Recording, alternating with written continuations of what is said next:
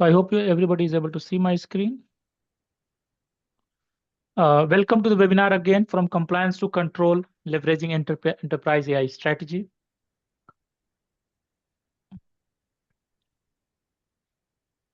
Like I said, a brief introduction about our host. My name is Rupesh Kumar. I'm founder CEO of Ariqt Global Technologies. I live in Netherlands.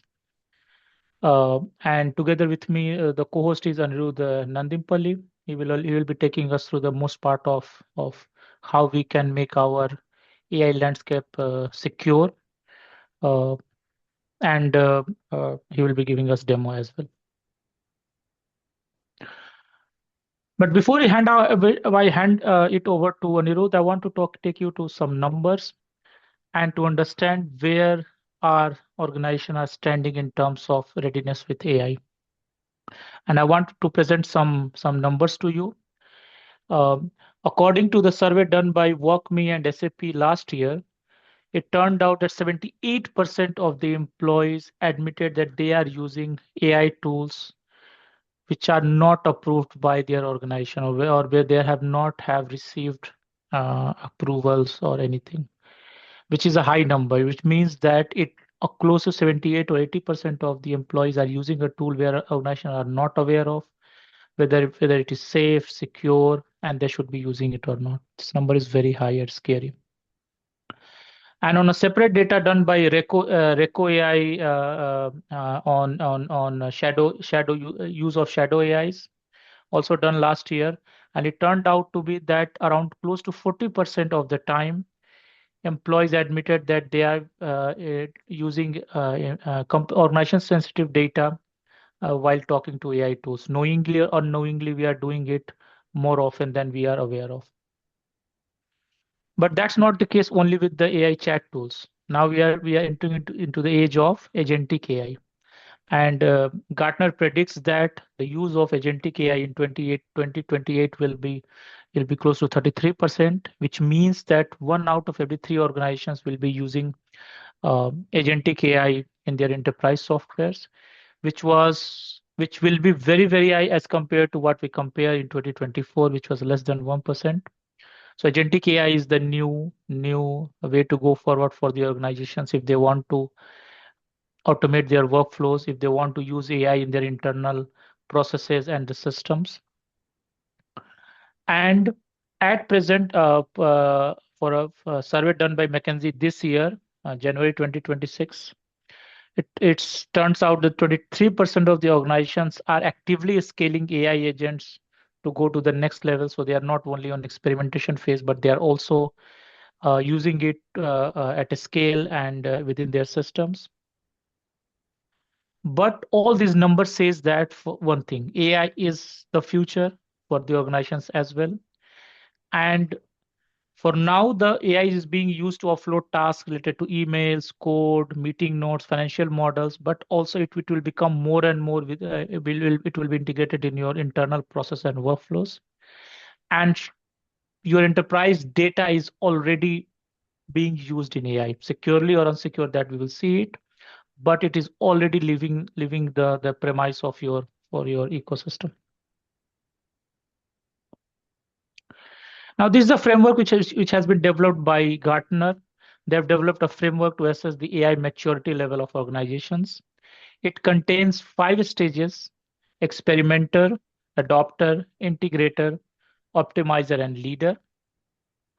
And then they assess, or they have provided a framework where organizations can be assessed and placed in one of those stages.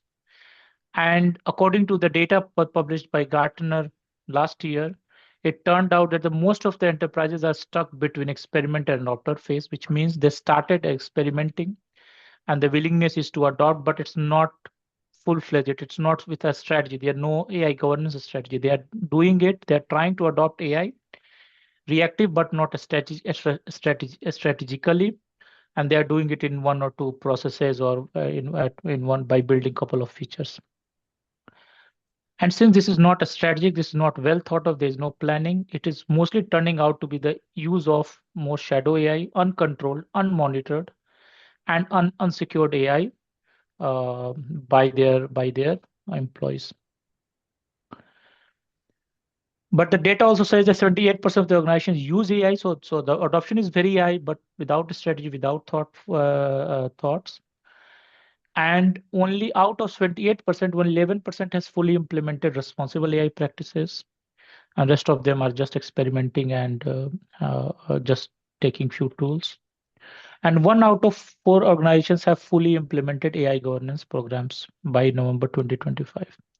I hope this increases because the focus on the governance, especially AI governance, is very less. What we see with our clients, that organizations that don't focus that much on that, they're all waiting for UAI Act to be get clear, and then they want to start. But we always suggest our clients that focus on this and, AI governance policy and AI governance framework is very, very important for every organizations. But the question is not that are we using AI? Its question is how are we using it and how are we in control? I will leave that here and I will request my friend Anirudh, friend and colleague, to take it from here and to tell us how we can be in control of AI and what is the way forward, what organizations should do to make use of AI in more responsible, more compliant, and more secure way. Over to you, Anirudh. Sure, Rupesh. Thank you. Hi, all. Pleased to be here.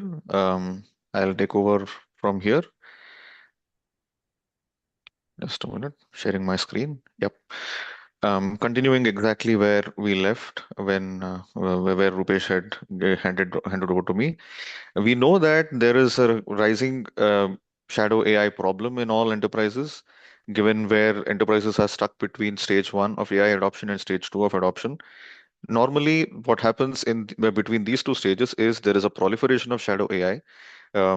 Although there was a brief description of what it was in the previous slide, I'll touch upon it here as well. It is when employees of companies use unsanctioned, unofficial, and unauthorized AI tools, for example, ChatGPT or Claude, which are not within the teams or an enterprise plan, or even a pro plan, which is not an enterprise plan. These AI organizations are not entitled, sorry, they are not enabling enterprises to secure their data when these communications are taken on, which means that there is a huge risk, as what we can see here. 98% of the organizations have been using unauthorized AI tools.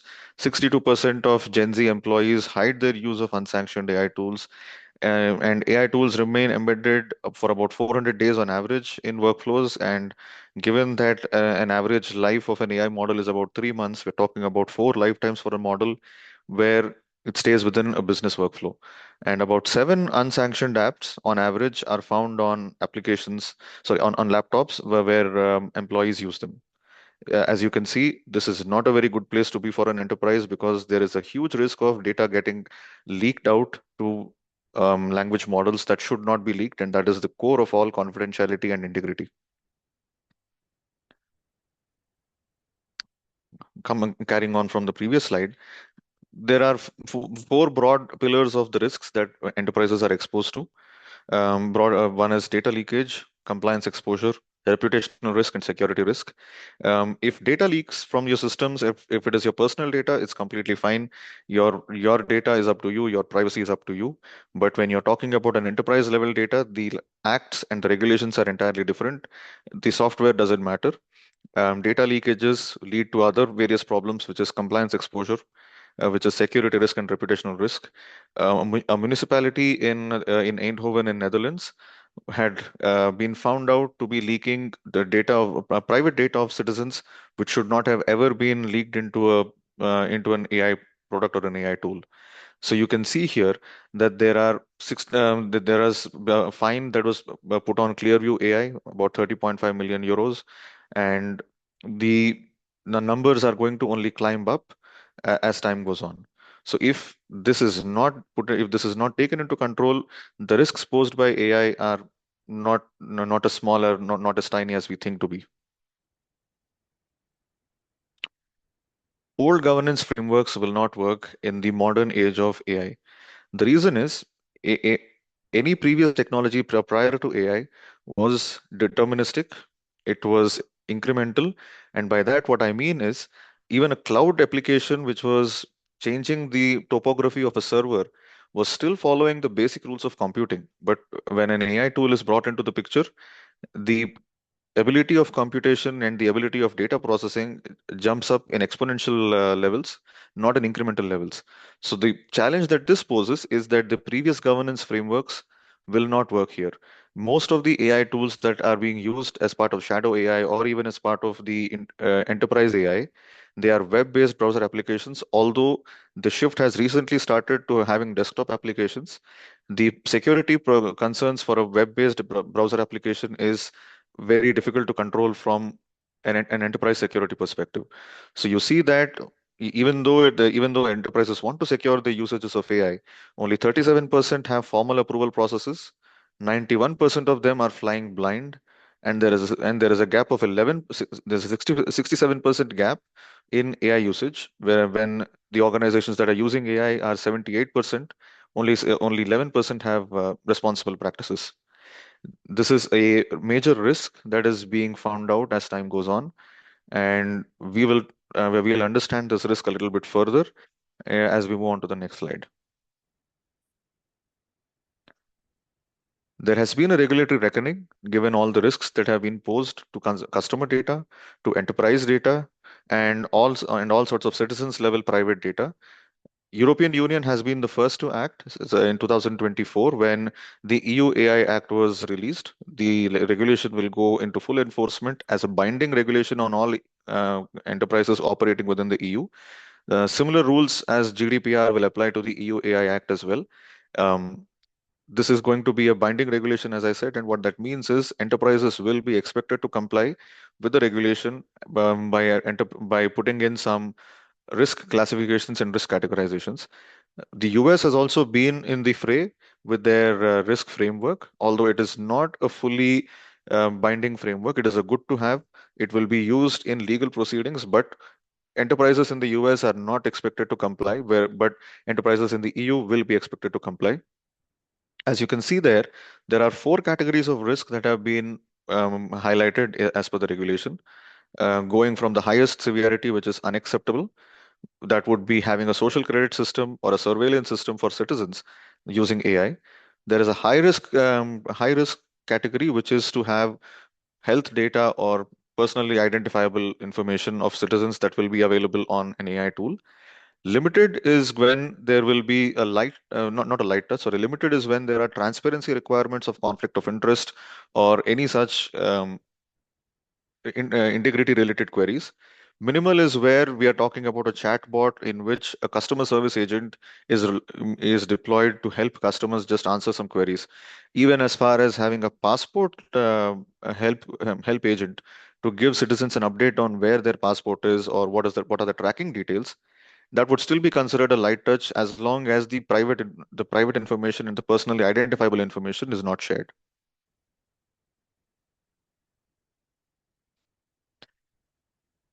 Although AI is new, the fact that enterprises have to be responsible and accountable towards their employees, this has not changed in 100 years or even more than 100 years now. And whenever any enterprises are noticing shadow AI usages among their employees, it cannot be entirely made to be the employee's fault. It is up to the enterprise as well to provide some infrastructure for their team so that the best infrastructure and the best software is available to their employees when time moves on. When the world moved on from typewriters to computers, enterprises adapted by putting in computers, and when the world moved on to having internet, the enterprises adapted by giving people their laptops. And now with AI, it is up to the enterprises to provide the most secure connections to AI tools so that their employees can innovate, but innovate within reason and innovate within a secure boundary. So far, it has been a bit of a depressive talk from my end as to the risks that are posed to the enterprises and onwards and upwards to better things in life. How can enterprises tackle the risks and problems caused by AI? Well, we have a solution at Ariqt Global Technologies. We have our product Amster, which is the enterprise grade antidote to shadow AI, which has been built as a security first and a compliance first tool. I'll take a brief breather here while I shift my windows. So, any questions? You can you can go ahead for the next 1 minute. I think participants can put their question in the chat if they want.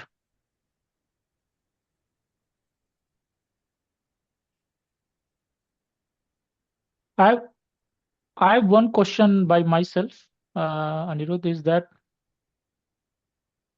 uh, uh, let's say I'm running an organization. There are many tools out there, right?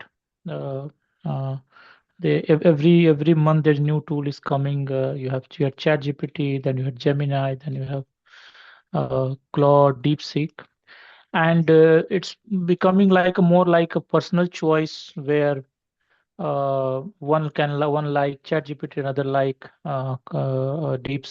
let's say Gemini. How does an organization decide that uh, which tool they should adopt? What are the parameters they check in? The AI tool to adopt depends largely on the use case. It's not the capability of the AI tool itself. The Mm-hmm. capability of the AI tool is dependent on the business context. If it is a media organization where there is a lot of fact checking and proofreading to be done, that is the business workflow that comes into play. If there is Mm-hmm. image generation to be done, there is a different workflow in place there. If there Mm-hmm. is workflow management for subscriptions and billing and invoicing, there's a different AI tool to fit there. So these APIs and these AI tools that are available, they should be picked and they will be picked depending on the good implementations at least will be picked based on the business requirement and the business workflow and not just the technical capability of the model alone. Okay. Okay. I'm getting that participants are not able to add use access to the chat. Let me see if I can chat settings. Mm, let me see. Give me a second. Mm, are you guys able to post your question to the chat? Can somebody try?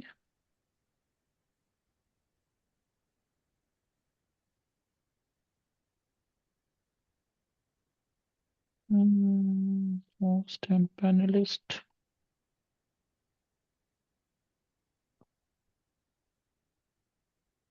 No, no, no. Okay, please carry on. No, I think two queries have come. One is from Where are you Karthik. seeing it? It's on the Q&A on the top. So one is from Karthik and the other is from Aparajita. Okay, okay. Please. We'll address I'm these not able to queries. see. We'll address Yeah, these queries once we go through the demonstration of Amster. yeah. Oh, All right, everyone. So welcome to the demonstration of a product, Amster.ai.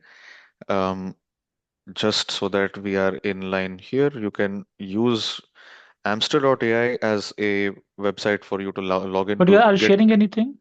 Yeah, I'm sharing my screen. Can you see it? Is my No, screen we visible? can't. It was visible, but it's gone now. Um, that's odd.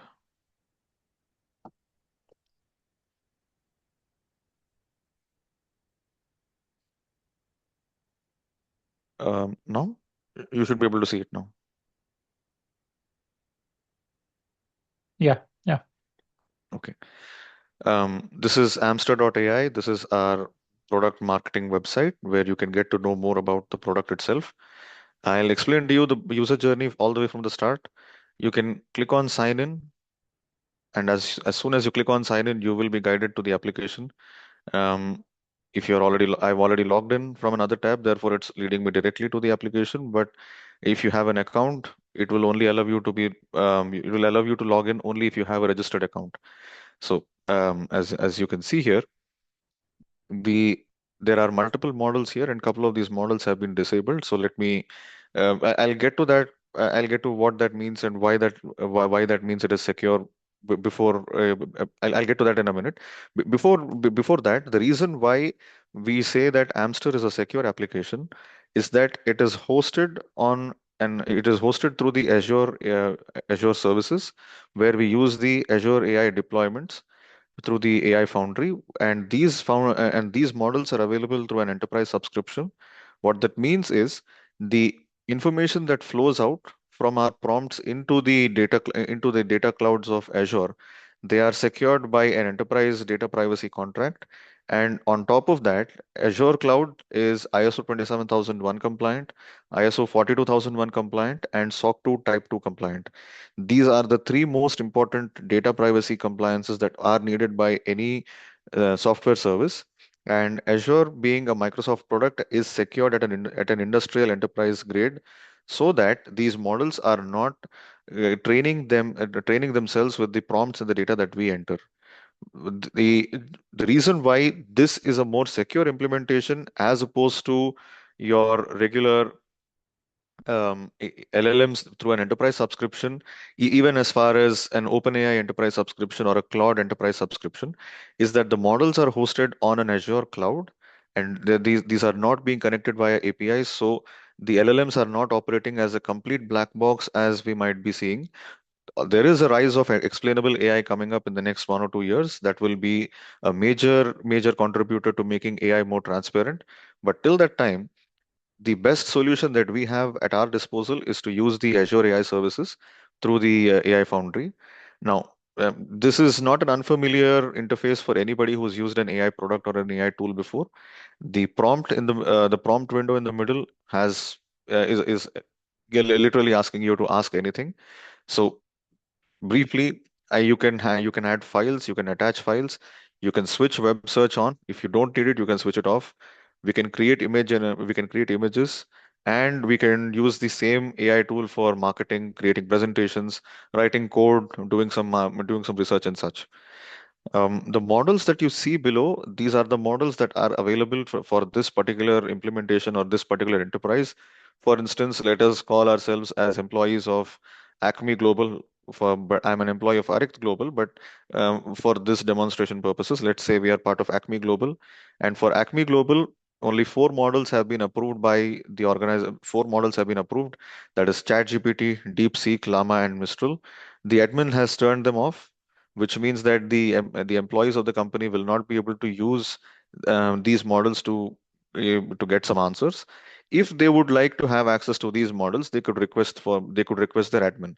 The reason why the admin is the middleman here is that this gives a visibility to the organization, where an admin of the organization, or an organizational admin, or a system admin, depending on how various organizations call them, they will be able to see the usage of AI. They will be able to see what queries are being asked, because we have the metadata to track.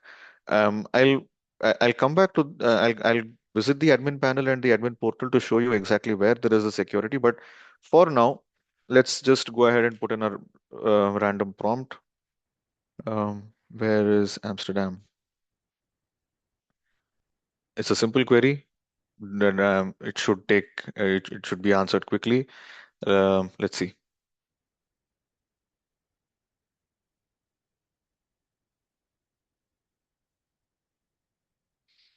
It is not a simple query. Where is Amsterdam? Is a no. Okay, so Amsterdam is the capital city of the Netherlands. It's located in northwestern Europe. There you go. Now, this is an answer that was generated by ChatGPT, and this ChatGPT was accessed via the Azure services, and this Azure service is made available to the users through Amster.ai. Um, if we were using multiple models at one time, we could use a summarize function, but right now it seems irrelevant because there's only one model. Let me go ahead and show you how to switch the other models on.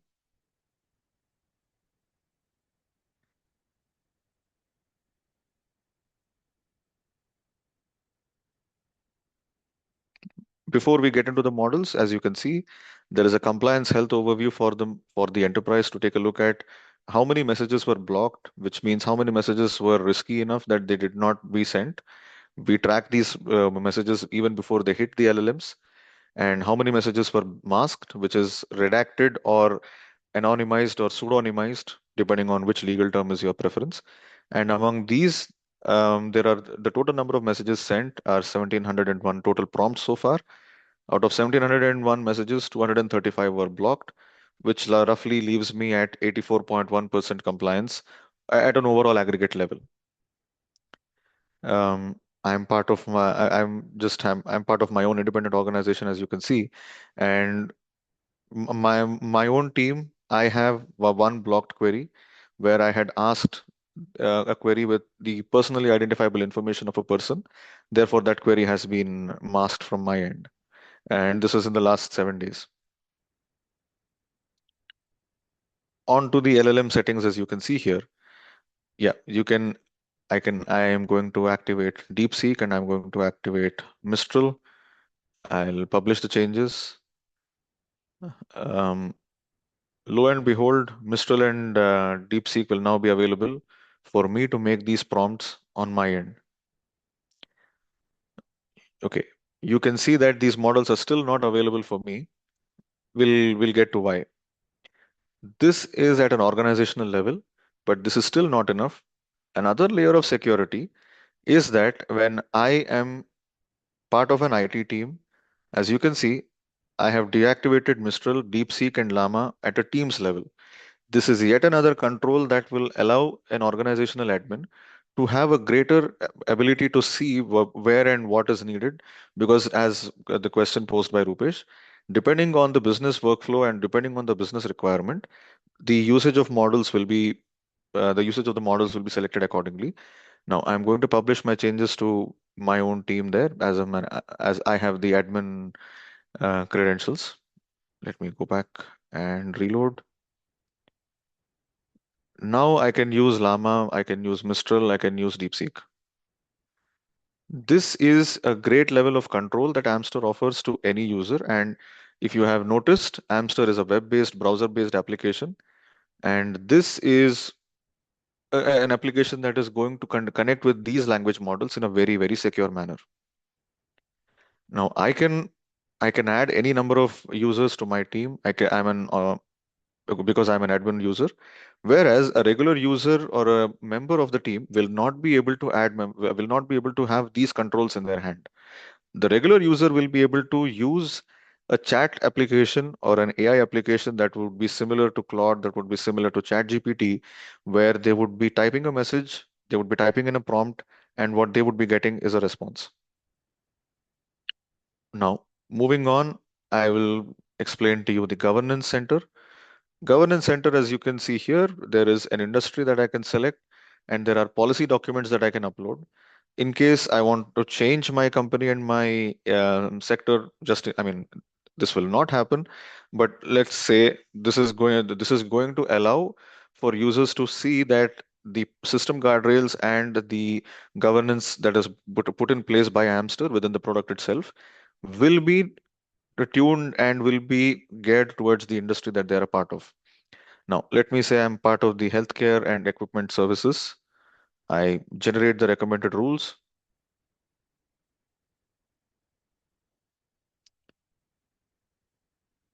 The, the application is now going to generate. There you go. The application has now generated these rules. Now, as you can see, it has now put in HIPAA, GDPR, and 21 CFR Part 11 and GXP.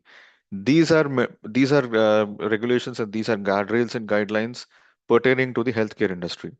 So these guardrails were not there, and I can show you that this is the case. Let me move back to automobiles and components. Let me regenerate the recommendations.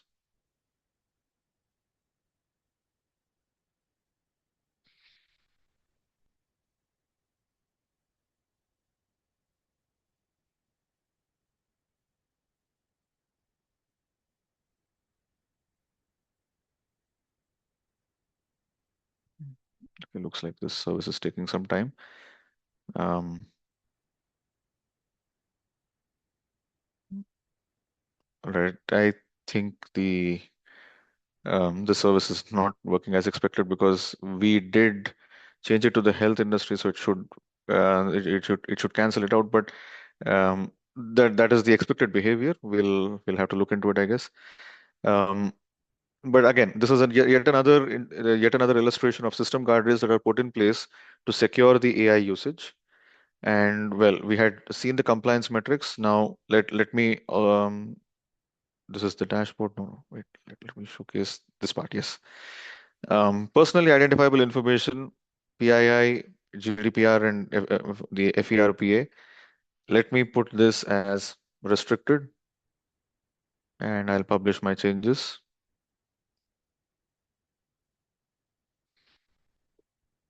Let me then go ahead.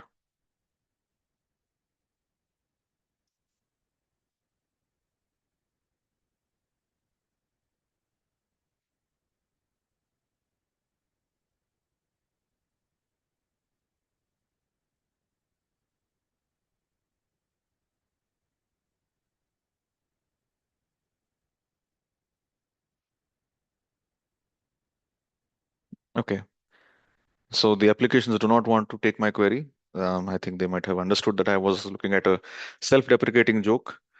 But jokes apart, that shows that if there is any person's name detected, it will not allow the information to flow into the LLMs at all. So this would then further reflect in my compliance metrics. As you can see, a second blocked prompt was put in, prompt contained person just now, right? So this is one, there are many use cases of ensuring that enterprises are secured and enterprises are using AI in a controlled, visible, and confidential manner. And this has been the demo of our product. I'll get back to my presentation now. In the meantime, any questions, you can please put them in the chat. Yeah, and not in the chat, in Q&A. Yes, sorry, in Q&A. Yes. Yeah. And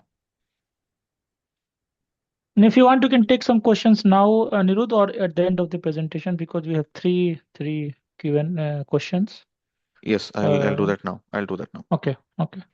Shall I read it for you? No, I can see it. Um, Karthik wants to know how organizations ensure secure usage of AI tools by employees while preventing potential data leaks. Well, the organizations can start using Amster. It is a one-shot solution for ensuring a secure AI usage. That might sound like a very sales kind of an answer, but our product is very secure.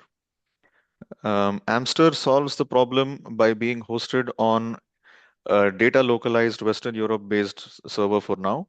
But depending on the data localization requirements of the enterprises, we can host Amster on any other Azure cloud. That is the beauty of being a cloud native product. Um, I don't know who the attendee is. It's an anonymous question. The How do we know which model is best for us? Mhm. I'll repeat the answer that I had given 15 minutes ago. The model is best not depending on the technical capabilities of itself, but within the business requirement. An image generation model or the best quality image generation model will not be a good fit in a customer care scenario where the model is expected to generate a text-based answer. Pawan wants to know if you can upload companies' proprietary PDFs and manuals to create a private knowledge base without that data leaking into public AI. Yes, if you're using Amster and within the secure Azure services, you can absolutely. If you want to know about Trump, will that block it? Just for us to understand the news on the ongoing war. Trump is not a private person, and therefore it's not a PI. A he's not protected by some of the privacy rules. Government agencies or government personnel or public personalities, sorry, they need to have a line drawn between their personal life and their private life.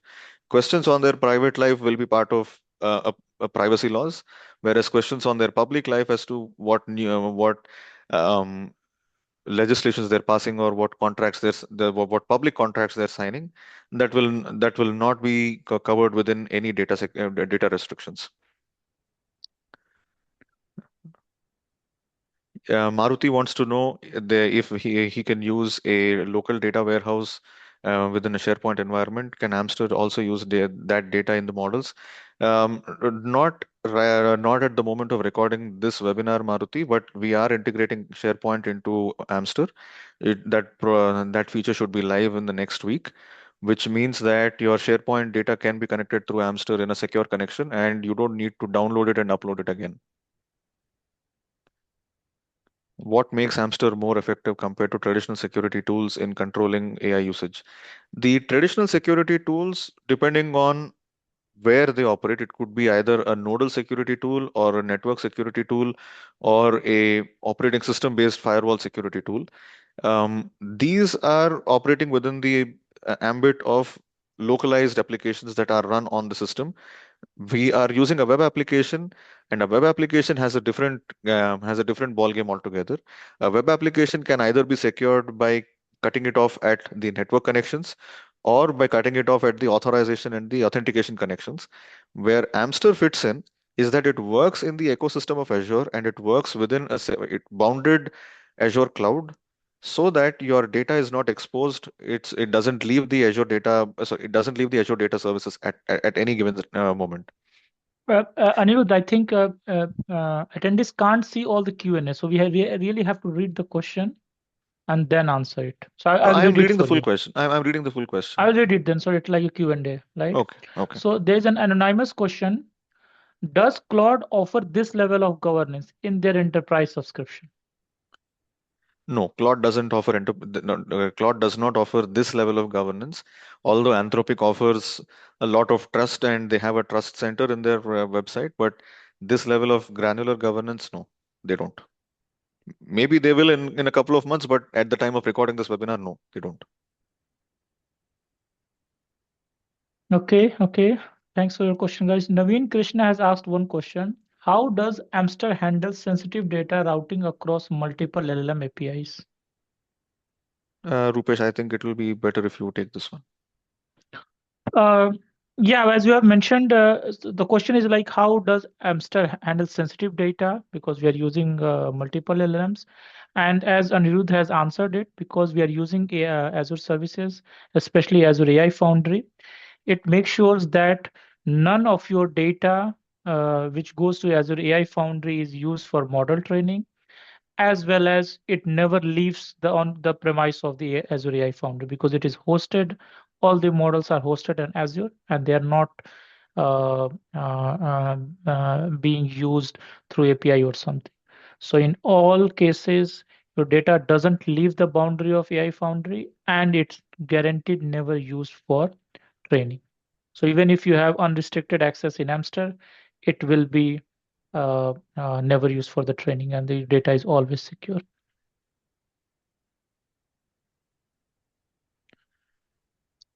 I have got not in Q&A, but I have got a question from Ashish Pathak.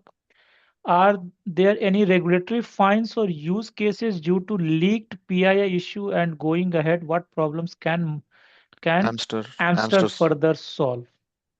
Would you like to take this question, Anirudh? Yes, it was part of the initial few slides. There is one known case study where AI-related use cases were fined heavily. A 30 million euros fine was levied upon a company, and this is only the start. There have been several other cases as well. I can't recall since it's a webinar. I don't want to give wrong information, but the number of cases of enterprises getting fined for misusing or mishandling data is going to go up, or at least has been going up since 2024. That is Yes. because enterprises were not using AI securely, but now with enterprise AI getting more requiring security as a mandatory norm, that is changing 2025, 2026 onwards.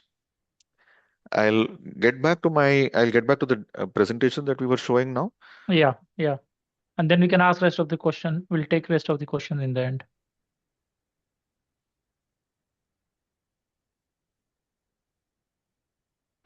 So, given what we had seen so far, the problem for enterprises employees using more than six unsanctioned AI apps per org, the Amster answer is that there is only one authorized and sanctioned platform that replaces them all. The 400 days plus of invisible tool persistence in business workflows. There is a real-time visibility from day one. 63% of data breaches tied to no AI governance policy. Amster comes in with built-in policy enforcement with zero configuration gaps. The NIST risk management framework, Amster maps directly on all the four functions. On the EU AI Act, we are compliance ready logging and reporting with an audit trail coming very soon. But at least as far as monitoring the AI categorization and the AI usage, we are we are on track to be EU AI Act compliant by when it goes completely live for all enterprises to be legally bound to it. And well, AI is a blocker. Teams get capable, governed AI, and they can move faster. So the conclusion being that shadow AI exists because employees need AI, and the enterprises so far have not given them a safe path. As we have seen, Amster is that path going forward. The one takeaway from today's webinar should be you cannot control what you can't see. AI is running in your organization.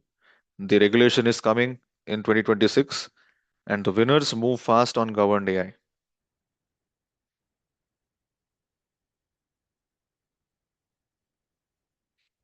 Thank you. And any further questions, we'll take them now.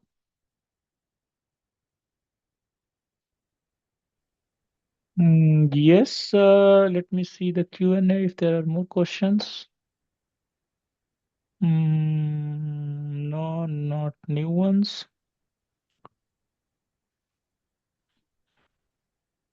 But one question I have, let's say I want to use Amster in my organization. What are their steps? What should we do?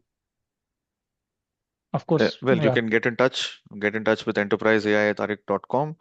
Send us an email that you want to use Amster. We'll get in touch with you immediately. We'll schedule a demo. We'll further showcase what can be done. And the implementation is quite simple. The billing and invoicing will be handled very easily. Yeah. Thank you. There's one more question by Maruti. Are the model kept up to date automatically? As I understood, model training is disabled.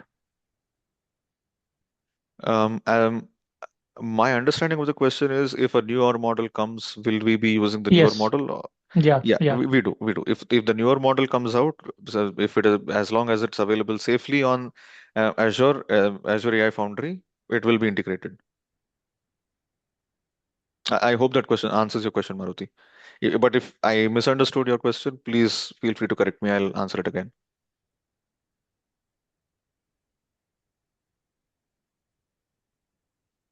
Cool. Uh, Last 2 minutes for any other question, guys.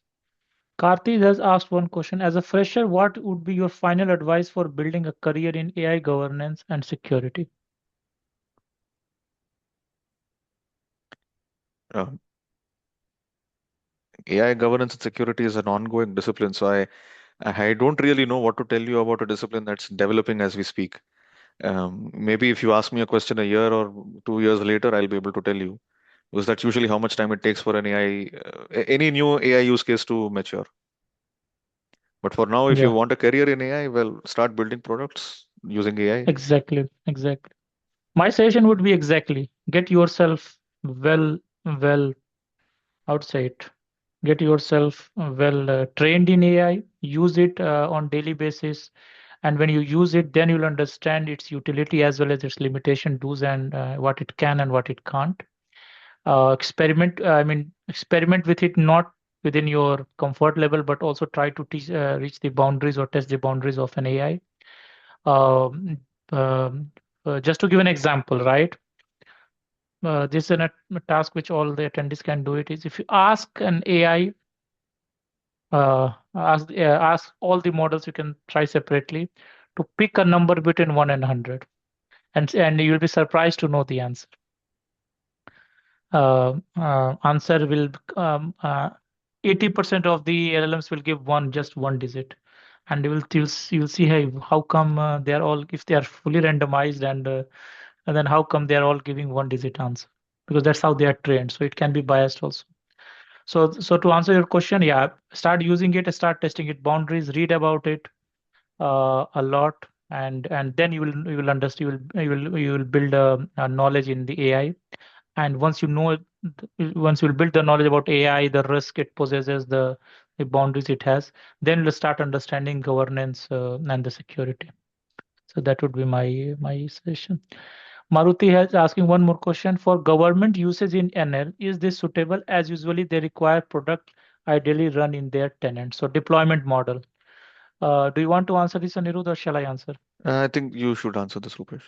So Maruti, for this, this is very much suitable to be used in government offices in Netherlands, because in Amster we have multiple deployment models. It can be first deployment model is SaaS. It's fully hosted in Ariqt's ecosystem, and you just take the subscription for that and use it.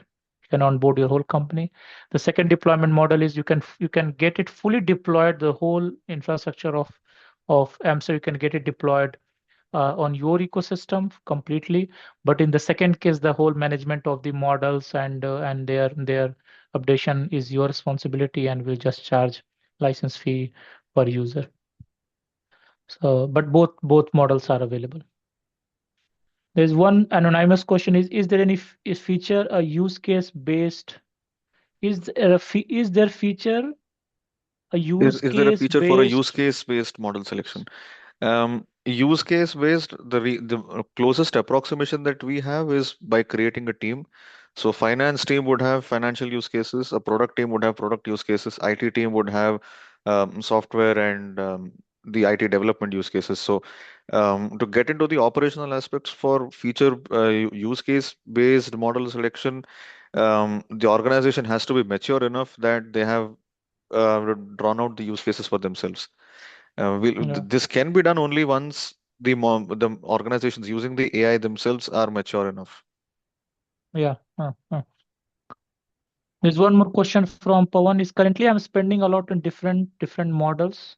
What is your flat monthly fee as per seat for full access to GPT 4.0, Claude 3.5 or 4.5, and Gemini Pro? That's right, Pawan. That's why we have built multi AI platform, where in the price of one AI you get access to all of them. And you are right that if you take separate subscription for these different models, you have to pay for all of them. And whereas the practically you use one model 90% of the time, and rest all hardly use once or twice a month, but still you keep your subscription alive because you want to keep the subscription alive. It's because you never know, you may need it. Whereas at Ariqt, if you take in Amster the subscription, it's 40 euro per user per month, flat fee, and for that you get access to all the models, unlimited uses. There is one comment from Ashish Pathak: is great presentation, Ariqt and team. Thank you, Ashish. Thank you very much. Uh, if all the questions are answered, or if you don't have any question to answer, then I would like to thank everyone for attending this presentation. There's one more. Okay, Karthik is saying thanks for the session. I learned a lot about AI and governance and security.